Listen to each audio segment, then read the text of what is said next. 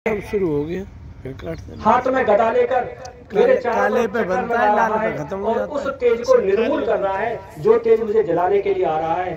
और वह भौचक होकर उस भगवान के स्वरूप को देखता रहा। देखते देखते वह तेज समाप्त होने पर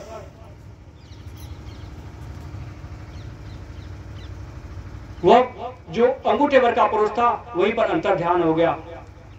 उसी पुरुष को देखते देखते, उसी को याद करते करते 10वें महीने में परीक्षित का जन्म हुआ।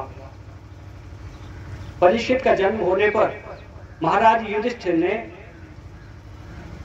प्रजातीर्थ काल में ही, प्रजातीर्थ काल वो होता है कि बच्चे का जन्म हो गया हो और उसकी नाल न काटी गई हो, उस काल को, उस समय को बोलते हैं प्रजातीर्थ समय।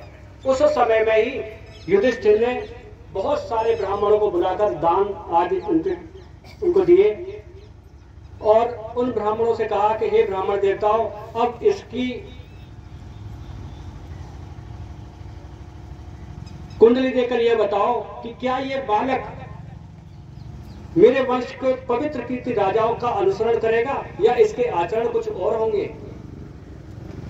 तो ब्राह्मणों ने कहा, हे धर्मराज सुनो, यह मनुपुत्र इक्ष्वाकु वंश में भगवान श्री राम की तरह बलशाली होगा, जो इक्ष्वाकु वंश में पैदा हुए थे। युद्ध करने में यह अपने पिता अर्जुन की तरह महान होगा। धर्म में ये आपकी तरह धर्माचरण का आचरण करेगा। पराक्रमी इतना होगा कि संपूर्ण भूमंडल के राजाओं को ये अपने वश में रखेगा। लेकिन एक समय ऐसा भी आएगा कि ब्राह्मण के श्राप से ये राजपाट सब त्याग कर गंगा जी के किनारे पर बैठ जाएगा और वहीं पर अपना शरीर त्याग करके अभय पद प्राप्त करेगा।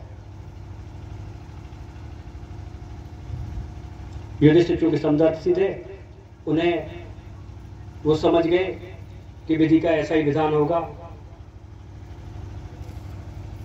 वह बालक, उस बालक का जो नाम रखा, बड़ा होने लगा, लेकिन चूंकि गर्भ में वो उस व्यक्ति को देख चुका था जिसने उसकी रक्षा की थी, तो जो भी मिलने वाले आते थे वो उन्हीं की परीक्षा करता रहता था, इसलिए उसका नाम परीक्षित हो गया था।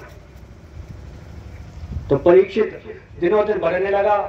जब परीक्षित युवावस्था में पहुंच गया, सयाना हो गया, युधिष्ठिर ने अश्वमेध यज्ञ का विचार किया। अश्वमेध यज्ञ का विचार करने पर,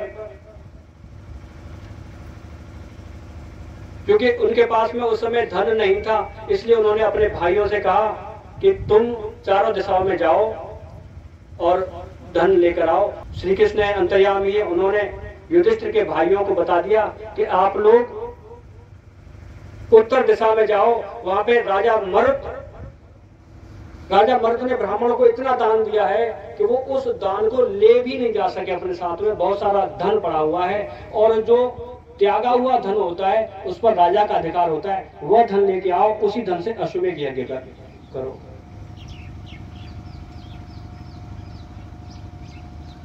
इस तरह से भगवान श्री कृष्ण के सानिध्य में रहकर महाराज युधिष्ठिर ने 3 अश्वमेध यज्ञ किए और उन 3 अश्वमेध यज्ञों के द्वारा भगवान श्री कृष्ण की पूजा की। इधर विदुर जी तीर्थ यात्रा से वापस आ गए। उनको पता लग गया था कि कौरवों और पांडवों के बीच में युद्ध चल रहा था, वो समाप्त हो गया है और अब